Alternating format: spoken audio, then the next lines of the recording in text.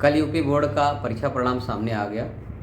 कक्षा 10वीं और 12वीं के रिजल्ट आज सभी समाचार पत्रों में छपे हुए हैं। बड़ी प्रसन्नता की बात है कि अपने सरस्वती विद्या मंदिरों का परीक्षा परिणाम बहुत अच्छा आया है। संपूर्ण उत्तर प्रदेश में उन्होंने अपने अपने जिलों में कीर्तिमान स्थापित किए हैं। एक बड़े गौरव की बात यह है कि एक छात्र शुभ चपरा, जो कि चरखारी जिला महोबा में सरस्वती विद्या मंदिर के छात्र हैं, 12वीं कक्षा में उन्होंने पूरे उत्तर प्रदेश बोर्ड में टॉप किया है। कोई ज़माना था ग्रामीण अंचलों में पढ़ने वाले छात्र शहरों की ओर आते थे और शहरों में छात्रावासों में या प्राइवेट कमरा लेकर के रहते थे, कठिन मेहनत करते थे।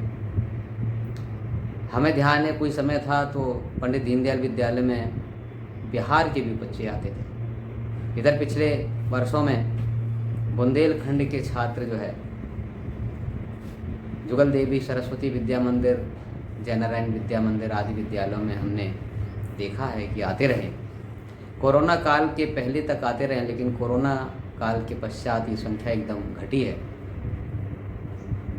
दूसरा एक ये भी कारण हो सकता है कि अब ग्रामीण अंचलों में भी विद्यालयों का स्तर बढ़ गया है, वहाँ पर भी छात्र रह करके अच्छी पढ़ाई कर लेते हैं।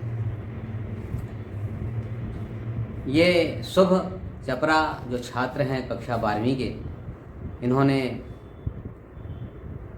ग्रामीण अंचल में रह करके, चरखारी कोई बहुत बड़ा स्थान नहीं है, और पूरे उत्तर प्रदेश माध्यमिक शिक्षा परिषद यूपी बोर्ड जिसको हम कहते हैं संक्षेप में, संपूर्ण उत्तर प्रदेश के लगभग 50 लाख छात्र 10वीं 12वीं की बोर्ड परीक्षाओं में बैठते हैं और उन्होंने 12वीं कक्षा के सभी छात्रों के बीच में प्रथम स्थान प्राप्त किया।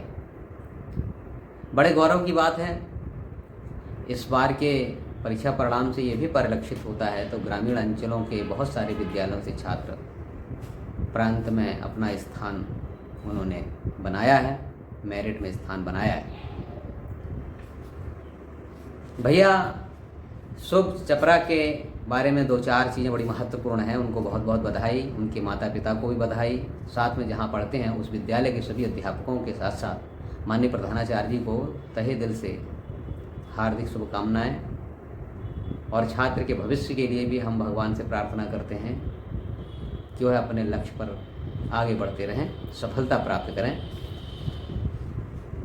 बधाई के साथ साथ जो अन्य सभी लोगों की बात ध्यान में आनी चाहिए, वो मेरे इस विचार से सभी लोग सहमत होंगे कि एक सामान्य परिवेश से, ग्रामीण अंचल से भी रह करके छात्र बहुत अच्छी पढ़ाई कर सकता है। शहरों में, अच्छे परिवारों में, समृद्ध परिवारों में, जहाँ पर एक एक विषय के लिए छात्रों की स्पेशल कोचिंग की व्यवस्था रहती है, अध्यापक घर में आकर के पढ़ाते हैं, उसके बराबर वो भी पढ़ सकते हैं बिना ट्यूशन के, बिना स्पेशल कोचिंग के, घर पर स्वयं इच्छा से, स्वयं मेहनत से वही स्थान अर्जित कर सकते हैं जो सभी प्रकार की सुख सुविधाएं को देने के पश्चात शहरी क्षेत्र के छात्र प्राप्त कर सकते हैं। ये हिम्मत बढ़ाने वाली बात है और छात्रों के सामने एक लकीर खींचने की बात है कि हम सब कुछ कर सकते हैं। केवल एक हमें अपने मन में ठानने की बात, दृढ़ संकल्प की आवश्यकता है और उस दृढ़ संकल्प के अनुसार साथ में योजना बनाकर कठोर परिश्रम करने की आवश्यकता है। ग्रामीण अंचल के साथ साथ उनकी पारिवारिक स्थिति भी सामान्य ही है, जैसा कि समाचार पत्रों के माध्यम से मालूम हो रहा है। तो इससे ये बात भी स्पष्ट होती है कि एक सामान्य परिवार से भी छात्र आसमान के तारे तोड़ सकता है। बस उसके अंदर हिम्मत होनी चाहिए, कुछ करने की अपने मन में ठान लेने की आवश्यकता है।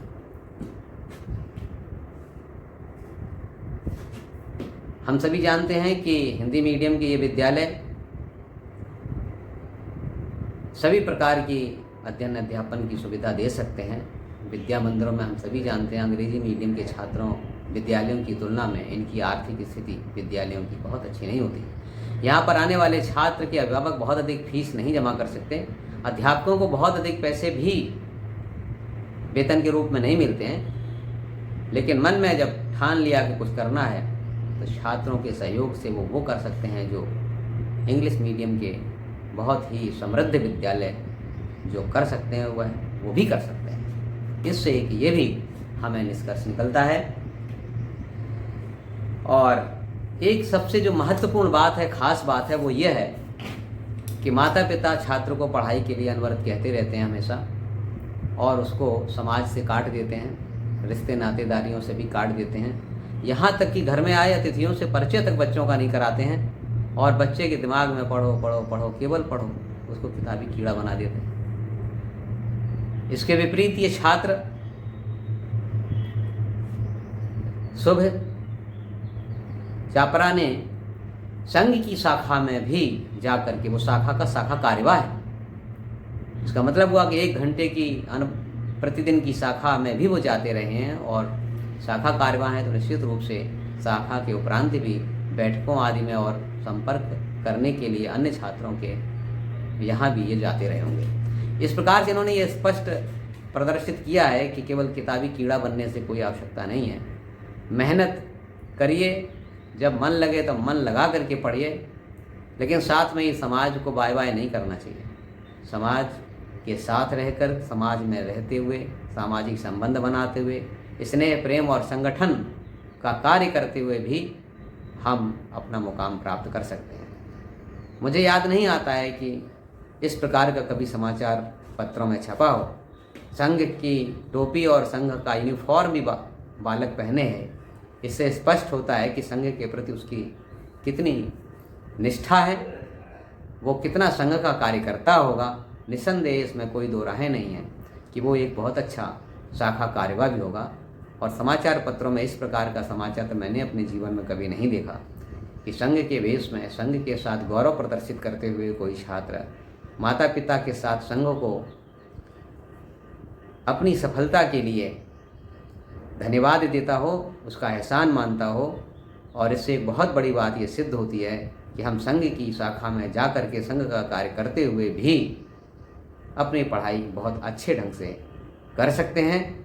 और इससे अधिक अच्छा क्या हो सकता है कि संपूर्ण उत्तर प्रदेश बोर्ड में भैया शुभ चपरा प्रथम स्थान लाए हैं। और इनको देखते हुए हम सभी लोगों को, छात्रों को प्रेरणा लेनी चाहिए कि हम समाज से, परिवार से, रिश्तेदारियों से कटकर न रहें, जो कि आगे चल करके बहुत बड़ी समस्या बनता है। समाज में रहकर समाज के साथ आमोद प्रमोद करते हुए हमें अपने रास्ते को कवर करना चाहिए, आगे बढ़ना चाहिए। धन्यवाद।